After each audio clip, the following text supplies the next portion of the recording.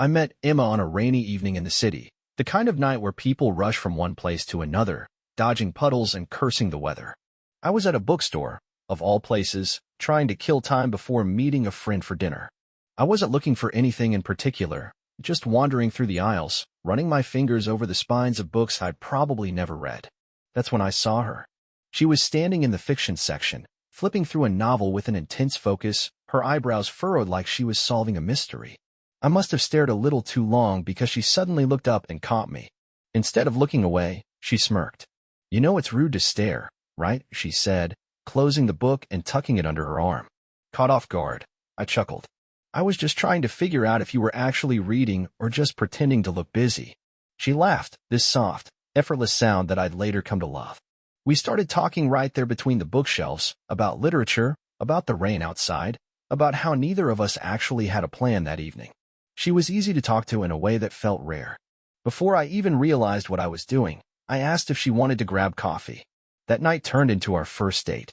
One coffee turned into 3 hours of conversation.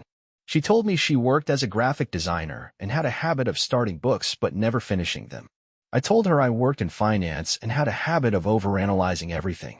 From that night on, we were inseparable. 2 years later, I proposed to her in that same bookstore. She rolled her eyes at how cliché it was, but she said yes.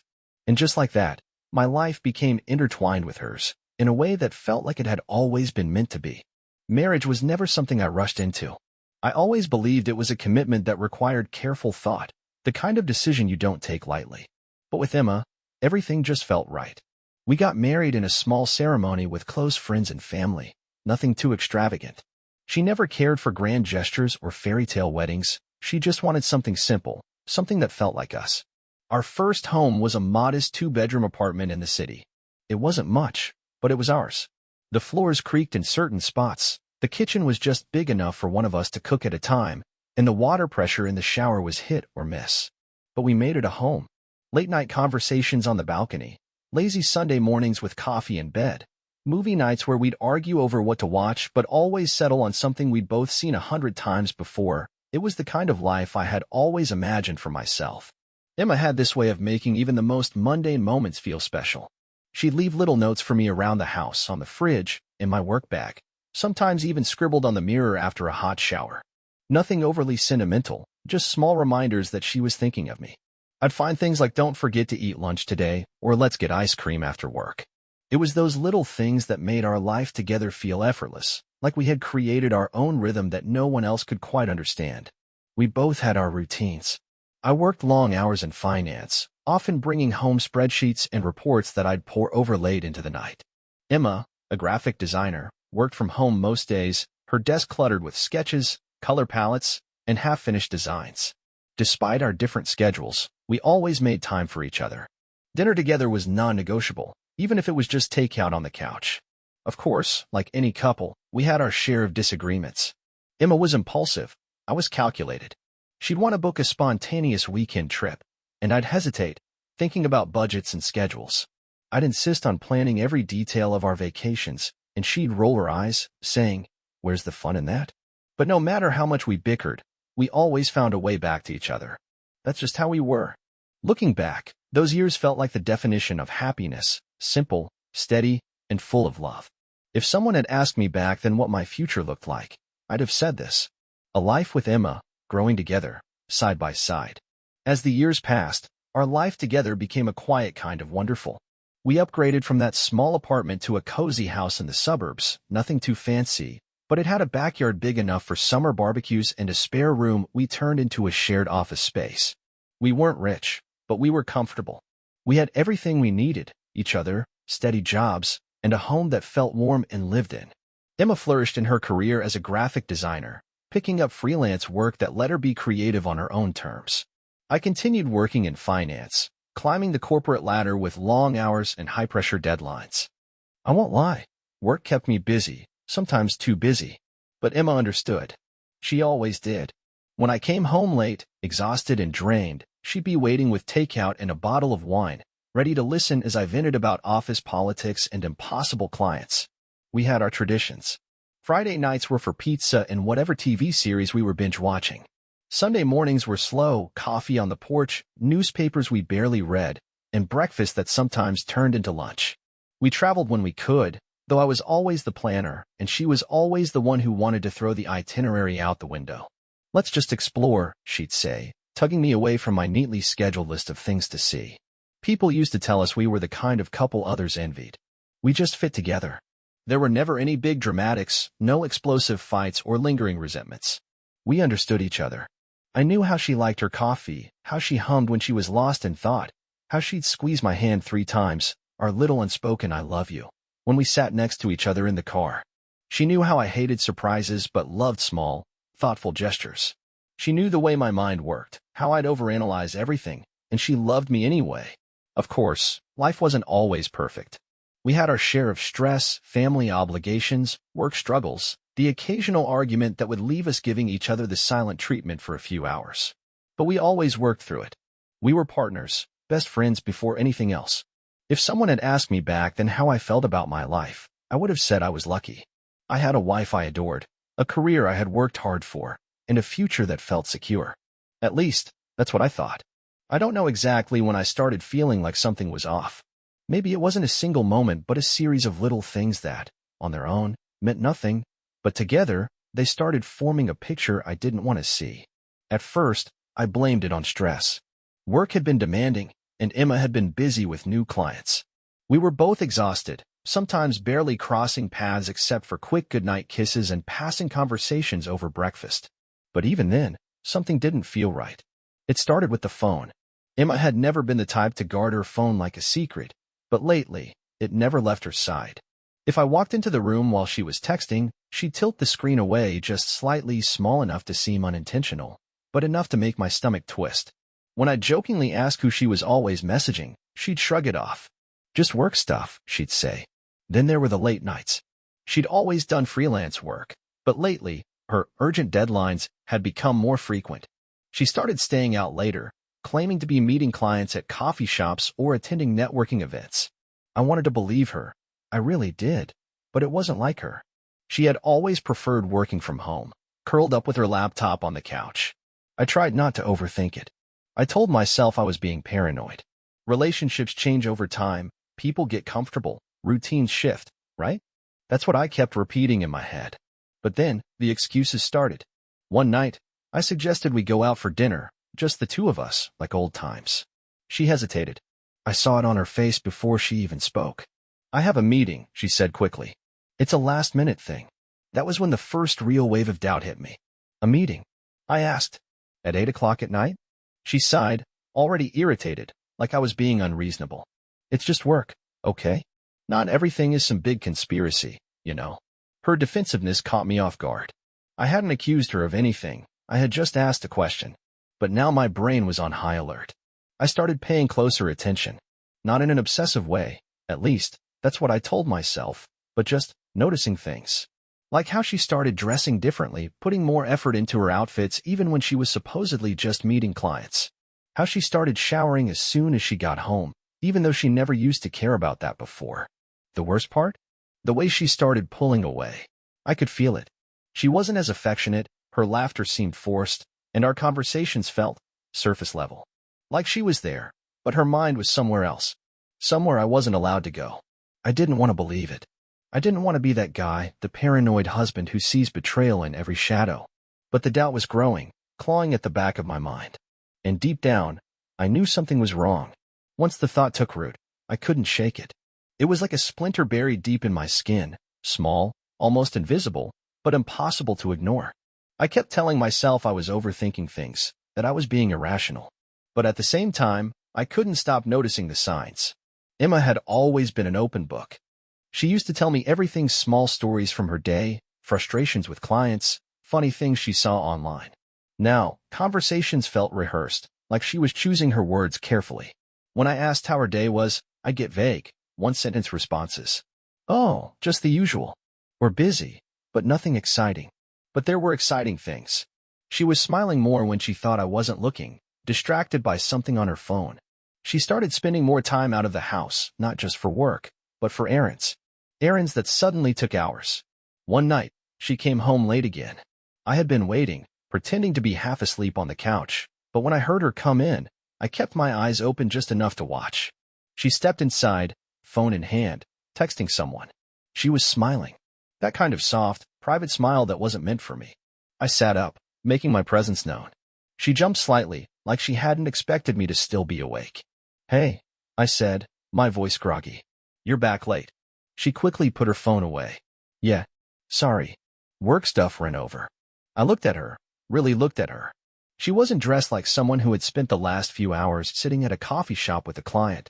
Her makeup was still fresh, her perfume strong, her hair brushed to perfection. "Work stuff," I repeated, more to myself than to her. She gave me a tired smile, walking past me toward the bedroom. "I'm exhausted. I'll see you in bed." I watched her disappear down the hall, my gut churning. That night, I couldn't sleep. The next morning, I decided to do something I never thought I would. I waited until she was in the shower, then I grabbed her phone. My heart was pounding as I swiped up to unlock it, but, just as I should have expected, it was password protected. She had never locked her phone before. She was hiding something. I put the phone back exactly as I had found it and sat on the edge of the bed, my mind racing. Maybe I was wrong. Maybe it was just my imagination. But deep down, I already knew the truth. I just didn't have the proof yet. Doubt had turned into something heavier. It sat in my chest, refusing to leave, no matter how many times I told myself I was overthinking things. Emma was slipping away from me. I wasn't sure when it had started, but it was obvious now. The way she barely looked at me when we spoke, the way her smiles felt forced, like she was just going through the motions.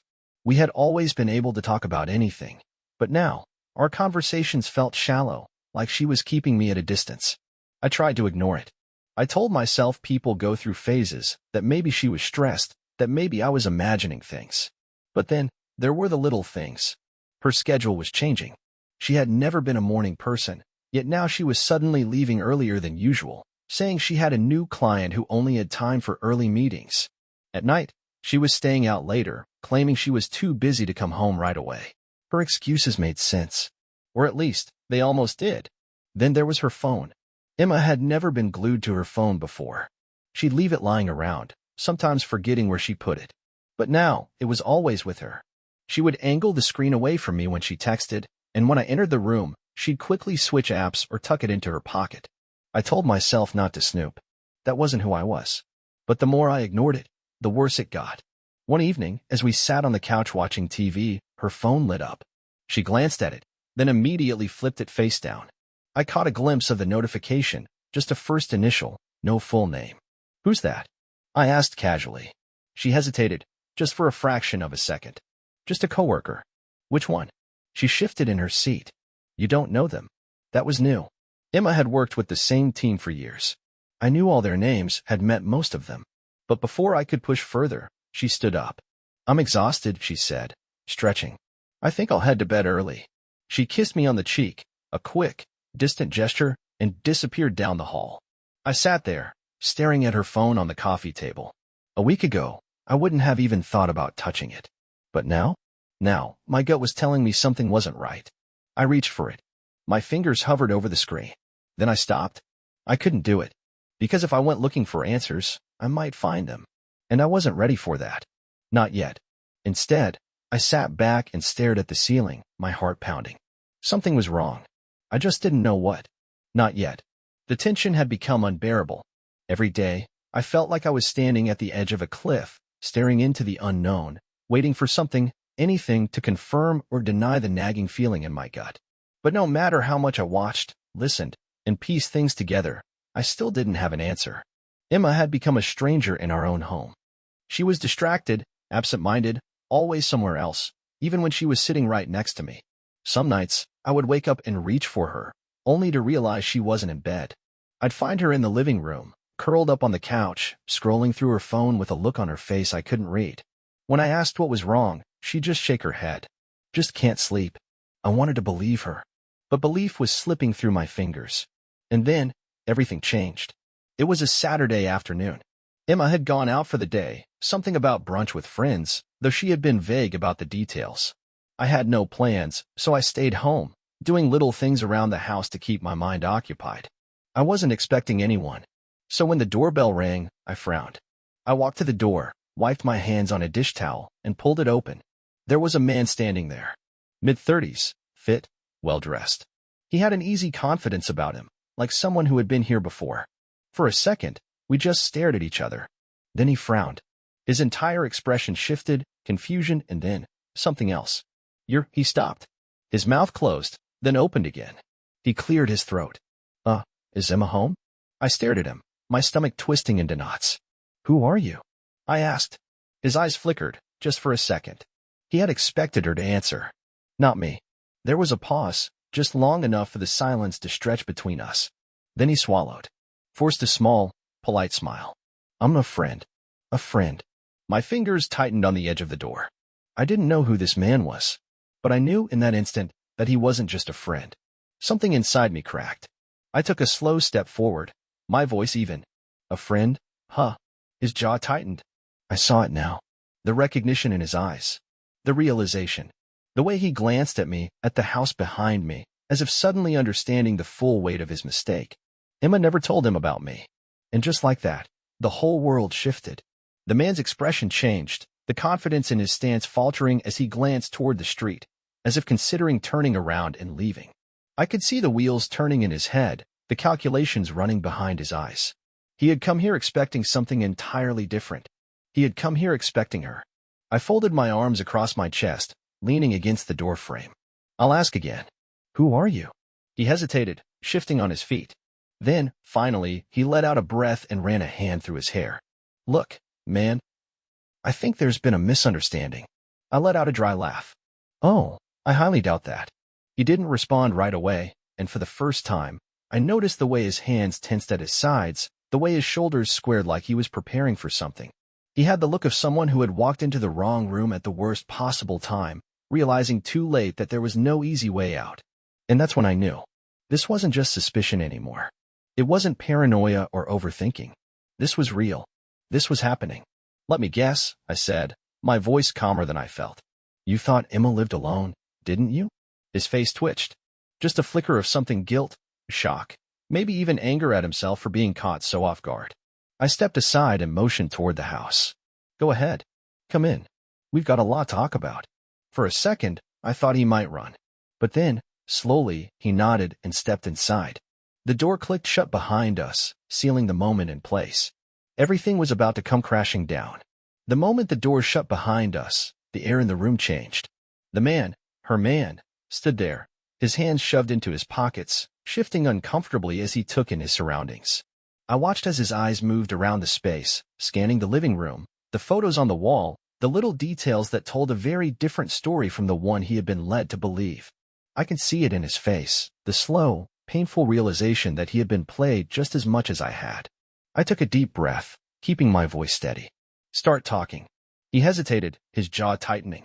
Then, finally, he let out a sigh and looked me in the eye. I had no idea she was married.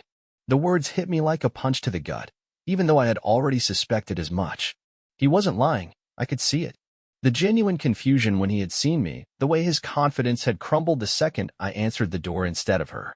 He had thought he was coming to his woman's house. Instead, he had walked straight into her husband's home. I let out a hollow laugh, shaking my head. You expect me to believe that? He ran a hand through his hair, exhaling sharply. Believe whatever you want, man. But I swear to you, if I had known. I never would have. He stopped himself, as if realizing there was no good way to finish that sentence. Instead, he let out another breath and looked at me with something that almost resembled sympathy. She told me she was single, that she lived alone. I've been seeing her for a few months now. He hesitated. I thought she was mine. The words should have made me angry, but strangely, they didn't. Instead, they made me feel something worse. Empty. This man had been living in an illusion, just like I had. We had both been walking around, believing in a version of Emma that didn't actually exist. She had crafted two different lives, two different identities, and neither of us had seen the truth until now. I sat down on the arm of the couch, rubbing a hand over my jaw. You're telling me you've been with my wife for months, and you never once suspected she was hiding something? He swallowed hard, looking away. There were moments, small things, but I figured. He stopped, shaking his head. It doesn't matter what I figured. I was an idiot. I studied him for a long moment. He looked wrecked, like a man who had just realized he'd been standing on a rotten floorboard, only to have it snap beneath him. I should have hated him. Maybe a part of me did hate him. But the overwhelming emotion I felt wasn't anger. It was something closer to exhaustion. A long silence stretched between us, the weight of the situation settling into the space like thick smoke. Then, finally, I spoke. She played both of us. His lips pressed into a tight line. Yeah, she did. A bitter laugh escaped my throat. Well then, I leaned forward, resting my elbows on my knees. What do you say we do something about it? He looked at me, surprised. What do you mean? I met his gaze, my voice steady. I mean, she thinks she's got everything under control. She thinks she's fooled both of us. But what if, for once, we were the ones calling the shots? A slow, knowing smirk spread across his face. He nodded, the first hint of something other than regret flickering in his eyes. I'm listening. And just like that, we had a plan. The house was silent, heavy with the weight of what was about to happen. The other man, her lover, sat across from me in the living room, his knee bouncing with nervous energy. I could tell he wasn't sure if this was the right move. Hell, I wasn't either. But there was no going back now.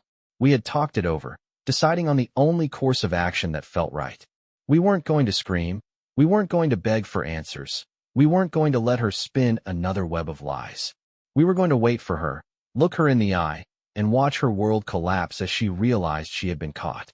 And then, we were going to throw her out of this house, my house, the one she had tainted with her lies. I glanced at the clock. She was due back any minute. The silence stretched, thick with anticipation. The man across from me, Ben, I had learned, exhaled slowly, shaking his head. I still can't believe this is happening. I let out a bitter chuckle. Welcome to my world. Before he could respond, we heard the unmistakable sound of a car pulling into the driveway. A door slamming shut. The jingle of keys. Ben sat up straighter, his hands clenching into fists. I took a deep breath, steadying myself. Showtime. The front door opened, and Emma stepped inside, brushing her hair back as she kicked off her shoes. She was looking down at her phone, typing something, completely unaware of the storm waiting for her. Then she looked up, and froze. Her eyes flickered between us, confusion turning to something else. First, there was surprise, like she had walked into the wrong house. Then, a flicker of realization. And finally, panic. Her mouth opened, then closed again. What's going on? I stood up slowly, watching her every move. Ben stayed seated, his jaw clenched, his hands gripping the armrests of his chair like he was physically holding himself back. You tell us, Emma, I said, my voice calm but sharp. We'd love to hear an explanation. She let out a nervous laugh, one that cracked at the edges. I don't understand. Why is he here? Why are you both just sitting here like this? Ben scoffed, standing up now, his voice laced with anger. You really don't get it, do you? Emma's face paled. Ben, Shut up, he snapped. Just shut up for once. She flinched, her eyes darting back to me, silently pleading. Baby, listen. Don't. I interrupted, shaking my head. Don't baby me. Don't lie. We know everything. Her breath hitched. How long were you planning on keeping this up? I asked, my voice eerily steady. How long were you going to keep sneaking around? Lying to my face, lying to his face. She opened her mouth again, but this time, no words came out. She looked like a cornered animal, trapped with nowhere to go. And then, as if a switch had flipped, her expression changed. The panic in her eyes hardened into something else, defensiveness. You went through my things, didn't you? She snapped. You spied on me like some paranoid lunatic. Then let out a hollow laugh. Oh, that's rich. You're caught, and that's what you go with. Her nostrils flared. You don't understand it. Then explain it, I cut in. Go on, Emma. Make this make sense. She hesitated, just for a second, and that second told me everything. There was no explanation, no excuse, no way out. Her shoulders slumped slightly, her breath shaky. It wasn't supposed to be like this. I tilted my head. What was it supposed to be like? She swallowed hard. I didn't mean to hurt you. I let out a slow breath, shaking my head. You did hurt me, Emma. You hurt both of us. And now, you're going to deal with the consequences. Her brows furrowed in confusion. What do you mean? I turned, walked past her, and unlocked the front door. Then I pointed to it. Get out. Her whole body went rigid. What? You heard him, Ben muttered darkly. You don't live here anymore. She blinked rapidly, as if trying to process what was happening. Wait, no, we can talk about this. No, we talked about it, I corrected. You made your choice. Now it's time for you to leave. She shook her head, taking a step toward me. Please, let's just... I held up a hand. No more. Just go. Her lips trembled. I have nowhere to go. I gave her a long, measured look. Not my problem. And with that, I turned, walked over to the bedroom, and started grabbing her things, her clothes, her bags, anything I could get my hands on. Ben caught on quickly, moving to help. Emma gasped. What are you stop? But we didn't. Piece by piece, I carried her things to the front door and threw them outside. The sound of her belongings hitting the pavement was oddly satisfying. Emma's breaths came fast and shallow. You can't do this. I let out a short, humorless laugh. Watch me. She turned to Ben now, her desperation growing. Ben, please, you know me. Ben simply shook his head. I thought I did. She reached for him, but he stepped back. Don't. She was unraveling now, her hands trembling, her chest rising and falling rapidly. Please, she begged. You don't understand. I love you. We both stared at her, unmoved. And then, finally, she realized. She had lost. Her shoulders sagged, and for the first time, she looked small. Defeated. I pointed to the door one last time. Leave. Now. She swallowed hard, blinking back tears. Then, slowly, she picked up the bags we had thrown outside. She turned back to look at me one last time. This isn't fair. I met her gaze, my face cold and unreadable. Neither was what you did. And then, without another word, she walked out the door. I slammed it shut behind her. Silence filled the house. For the first time in months, I could breathe. I turned to Ben. He was standing there, staring at the door, his hands on his hips, exhaling slowly. Well, he muttered. That was intense. I let out a breathless chuckle. Yeah. A pause. Then he looked at me, a slow smirk creeping onto his face. So, you want to grab a beer? I blinked. Then, despite everything, I laughed. Yeah, I said. I think I do. The house was quiet now. Too quiet. The kind of silence that wasn't peaceful, but empty. I stood in the middle of the living room, staring at the closed door, the weight of everything settling in. Emma was gone. Just like that. After years of building a life together, it had all unraveled in a matter of hours. I should have felt broken, devastated, but all I felt was relief. Ben let out a slow breath beside me, shaking his head. Man, I still can't believe that just happened. I smirked, rubbing the back of my neck. Yeah, me neither. A strange, almost amused silence settled between us. The kind of silence two people share after going through something absurd together. And this? This had definitely been absurd. Ben glanced at me, raising an eyebrow. So, about that beer? I chuckled. Yeah, let's get out of here. We grabbed our jackets and left, locking the house behind us. It was almost symbolic, closing the door on everything that had happened, stepping into something new. The air outside felt lighter, clearer, like I could finally breathe again. We found a bar a few blocks away. It was nothing special, just a quiet place with dim lighting and an old jukebox humming in the corner. We slid into a booth, ordered our drinks, and sat there for a long moment without speaking. Then, Ben shook his head, letting out a dry laugh.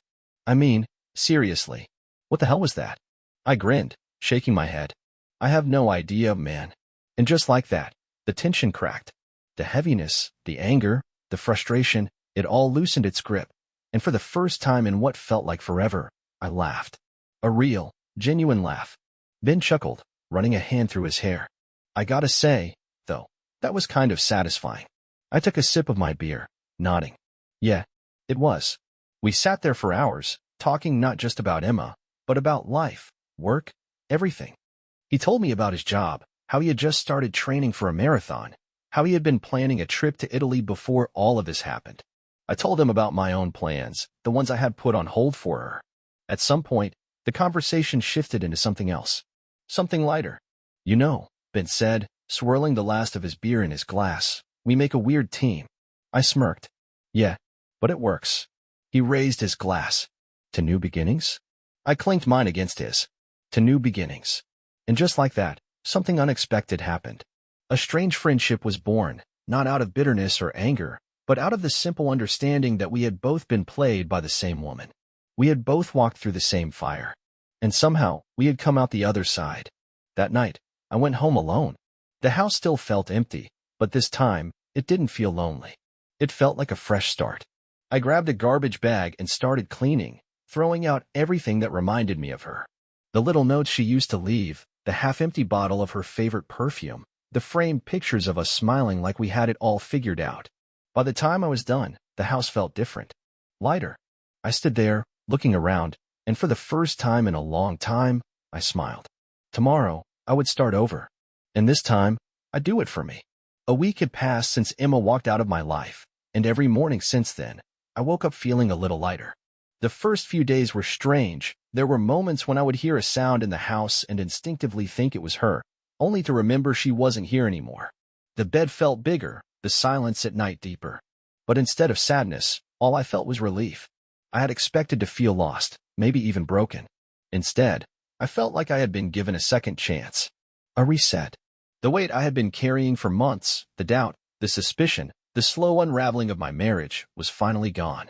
On Friday night, Ben texted me. Ben, drinks? No talk of exes. Just beer and dumb conversation. I smirked at my phone.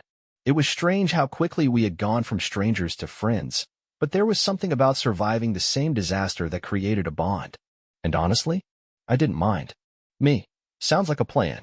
We met at the same bar as last time, but this time, there was no tension, no lingering weight of betrayal hanging over us. We just talked. About work, about sports, about a new restaurant he had been meaning to try. It was normal. Easy.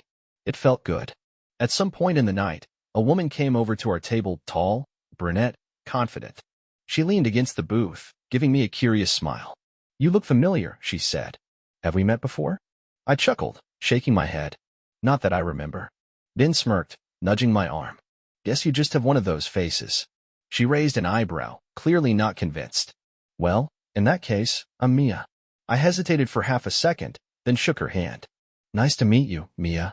We talked for a bit, and I was surprised by how natural it felt. For the first time in months, I wasn't thinking about Emma.